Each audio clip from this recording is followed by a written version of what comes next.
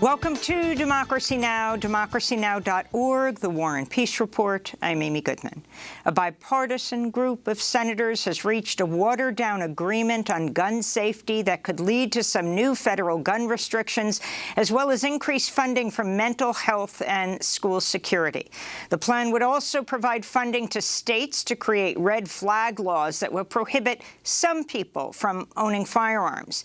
The deal, however, does not include a ban on assault weapons or raise the age required to buy assault weapons to 21.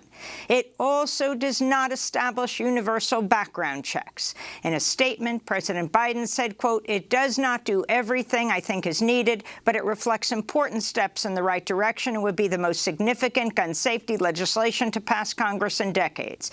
The deal was reached by 20 senators, 10 Democrats, 10 Republicans. Negotiations began after the recent mass shooting in Uvalde, Texas, where 19 fourth graders and their 2 teachers were shot dead, and the massacre in Buffalo when a white supremacist attacked a grocery store, shooting dead 10 people, all of whom were black. Both shooters were 18 years old. On Sunday, Christian Hain, vice president of the gun control group Brady, praised the bipartisan deal. We have not seen the likes of a framework like what we see in this package for the last 30 years. And I think, you know, it's significant not only because of how this can have a real impact in lives, but to me, it feels like a moment in time and a sign of things to come, right? This is sort of testing ground that we can pass bipartisan gun laws and the sky won't fall. And for all of those reasons, I think that this agreement is really important. The bipartisan Senate deal on gun safety was announced a day after hundreds of thousands of people across the country took to the streets to end gun violence. Thousands rallied in Parkland, Florida, where a gunman shot dead 17 students at Marjorie Stoneman Douglas High School in 2018. Speakers in Parkland included 16-year-old Zoe Weissman, the president of March for Our Lives Parkland. 4 years later, we still have to march. We still have to fight for the basic right to safety, the right to go to school or synagogue or grocery shopping or work or a concert or home without being shot. Today, survivors and activists stand before you as we demand change. I am so proud of our community. Today, we will march with over 400 communities worldwide. Thank you for joining us in a fight for a world without gun violence. Thank you. On Sunday, over 1,000 people gathered in Orlando, Florida, to mark 6 years since 49 people were shot dead at Pulse, a popular Latinx LGBTQ nightclub. Heavy fighting is continuing in the eastern Ukrainian city of Severodonetsk as Russia moves closer to seizing all of the Luhansk region.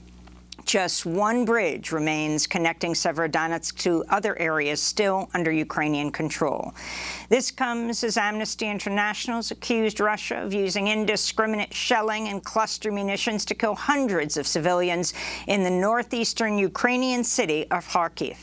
As Ukraine continues to press Western nations for more advanced weapons, Russia's claiming it struck a large arms depot on Sunday in western Ukraine, where Ukraine was storing weapons sent by the United States and allies. 22 people were reportedly injured in the strike. In other news related to the war, a new report by the Center for Research on Energy and Clean Air estimates Russia earned nearly $100 billion in fossil fuel exports during the first 100 days after it invaded Ukraine. The Stockholm International Peace Research Institute, or SIPRI, is warning the risk of nuclear war is higher today than at any time since the height of the Cold War. In its annual report, SIPRI says the global stockpile of nuclear weapons is expected to soon rise for the first time in decades as the United States, Russia, China, France, and the United Kingdom move to expand or modernize their arsenals. The U.S. and Russia possess about 90% of the world's nuclear warheads. The House committee investigating the January 6th Capitol insurrection is holding its second public hearing today. Witnesses scheduled to testify include Donald Trump's 2020 campaign manager Bill Stepien and Chris Starwalt, a former top editor at Fox News. During its first hearing on Thursday, the panel accused Donald Trump of staging an attempted coup in an effort to overturn the 2020 election. Democracy Now! Will be live streaming today's hearing at democracynow.org beginning at 10 a.m. Eastern Time. The next hearings are during the day on Wednesday and Thursday. Democracy Now! Will live stream all the January 6th committee hearings. In related developments, the Washington Post is reporting Ginny Thomas, the wife of Supreme Court Justice Clarence Thomas, pressed at least 29 Republican state lawmakers in Arizona to help overturn Joe Biden's victory in the state. Meanwhile, Trump's former personal attorney, Rudy Giuliani, is facing new ethics charges from the District of Columbia Bar for spreading lies about alleged voter fraud in an effort to overturn Biden's election victory in the state of Pennsylvania. A court in Bolivia has sentenced former President Janine Áñez to 10 years in prison after finding her guilty of orchestrating the 2019 coup that ousted President Evo Morales, Bolivia's first indigenous president. After the coup, Áñez served as Bolivia's president for 1 year until November 2020. Áñez, who's a former right-wing senator, was convicted of making decisions contrary to the Constitution. A former Bolivian army commander and police commander were also sentenced to jail for their role in the coup. Meanwhile, at the Summit of the Americas in Los Angeles, a protester interrupted a presentation last week by Luis Almagro, the head of the Organization of American States, over his support for the 2019 Bolivian coup. Eliminate that impunity, and eliminating the impunity. Luis Almagro, you have blood on your hands. Because of your lies, there was a coup in Bolivia, a coup against the democratically elected government, and that dictatorship that you helped install massacred 36 people, 36 innocent people who are protesting for the restoration of their democracy, for the restoration of the independence of their country, and the towns of Sacabal and Secada, people were protesting peacefully, indigenous people, workers, women, students. President Biden spoke Friday on the closing day of the Summit of the Americas in Los Angeles. He unveiled a new plan to address migration. 20 countries coming together to launch the Los Angeles Declaration on Migration and Protection. With this declaration, we're transforming our approach to managing migration in the Americas. Each of us is signing up to commitments that recognizes the challenges we all share and the responsibility that impacts on all of our nations. The Summit of the Americas was marred by Biden's decision to exclude the leaders of Cuba, Nicaragua, and Venezuela. The Mexican president, Andrés Manuel López Obrador, boycotted the summit in response. The leaders of Bolivia, Guatemala, and El Salvador also skipped the gathering. In France, President Emmanuel Macron is fighting to keep his parliamentary majority after a strong showing by a left-wing alliance led by Jean-Luc Mélenchon. During the first round of voting in parliamentary elections, the blocs led by Macron and Mélenchon each received around a quarter of the vote. Marine Le Pen's far-right party came in third with just under 19% of the vote. Voters will return to the polls next Sunday for a second and final round of voting. Syria suspended all flights at the Damascus International Airport after an Israeli attack damaged the airport's runway and observation tower. Israel reportedly launched a volley of missiles from the occupied Golan Heights early Friday morning. Syria, Iran, and Russia condemned the attack. In recent years, Israel's quietly carried out hundreds of strikes inside Syria, targeting Syrian forces as well as Iranian-backed fighters. In Brazil, a search team has found items belonging to the missing indigenous expert Bruno Pereira and British journalist Dom Phillips.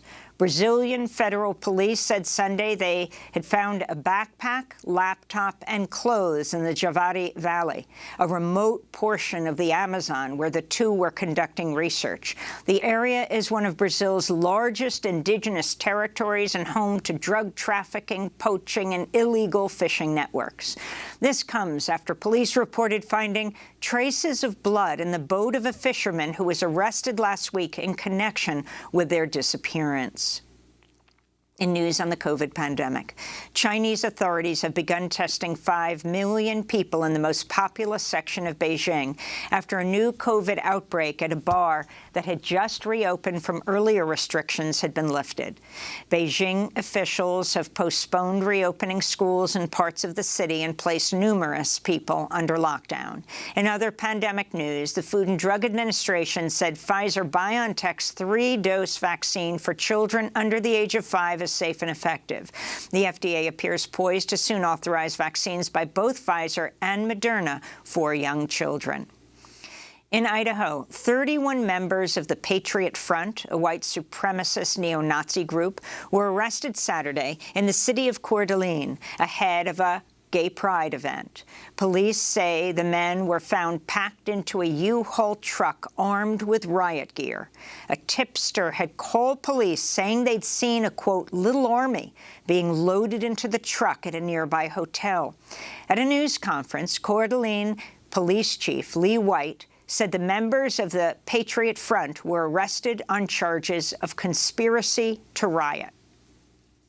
They were wearing arm patches. One of them said Patriot Front. The majority of them had logos on their hats. They were consistent with the Patriot Front group that you would see online. They were also wearing khaki pants, and everyone was dressed exactly the same. Well, very, very similar anyway. And if you go online and look up Patriot Front, that's exactly how these individuals were dressed. The Food and Drug Administration's acknowledged for the first time 9 children may have died after consuming contaminated baby formula made by Abbott Labs at the largest baby formula manufacturing plant in the nation in Sturgis, Michigan. Up until Friday, the FDA had only acknowledged the deaths of 2 children linked to a contamination outbreak at the Abbott plant in Michigan. A whistleblower at the plant sent the FDA a report detailing safety and sanitation violations by Abbott as early as February 2021, but it took the FDA a year to take action and close the plant. Meanwhile, baby formula shortages are still increasing in parts of the country, especially in the South and Southwest. Olympian Simone Biles and almost 100 other sexual abuse survivors have sued the FBI over its failures to promptly investigate Larry Nassar, the former Team USA gymnastics doctor.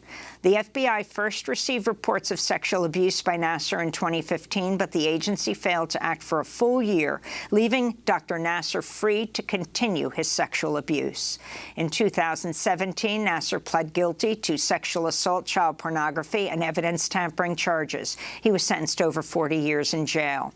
Former University of Michigan gymnast Samantha Roy said, if the FBI had simply done its job, Nassar would have been stopped before he ever had the chance to abuse hundreds of girls, including me, she said.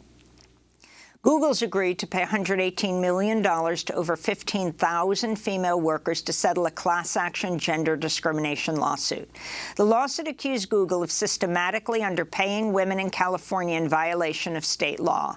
Meanwhile, female employees at the software company Oracle are facing a new setback in their lawsuit against the company. On Friday, a judge stripped them of their class-action status.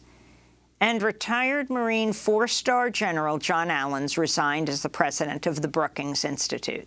The FBI recently seized Allens' electronic data as a part of a probe into whether he lied about his role in secretly lobbying for the government of Qatar.